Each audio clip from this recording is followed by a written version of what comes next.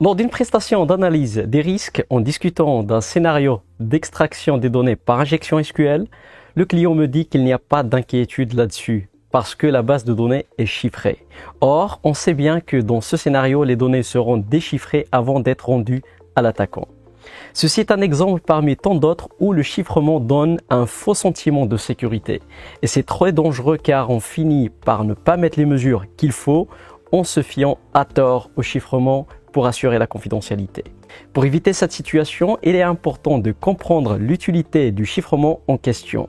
Il faut connaître les scénarios d'attaque couverts par ce chiffrement et surtout ceux qui ne le sont pas. Pour ce faire, je vous donne 4 questions auxquelles il faut répondre. Question 1. À quel moment les données sont chiffrées et déchiffrées?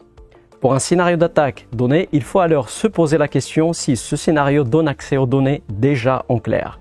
Exemple, le chiffrement du disque dur permet de se protéger contre une attaque physique contre la machine.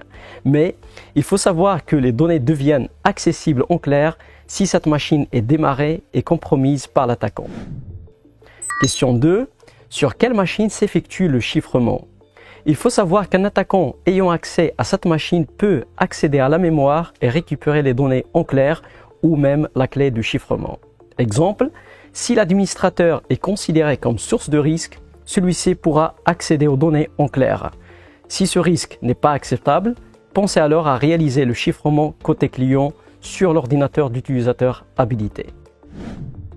Question 3. Quel composant peut ordonner le déchiffrement?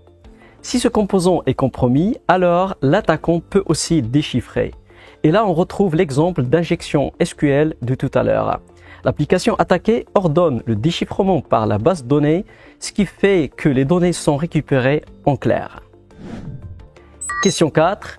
Où est stockée la clé de chiffrement et comment elle est récupérée?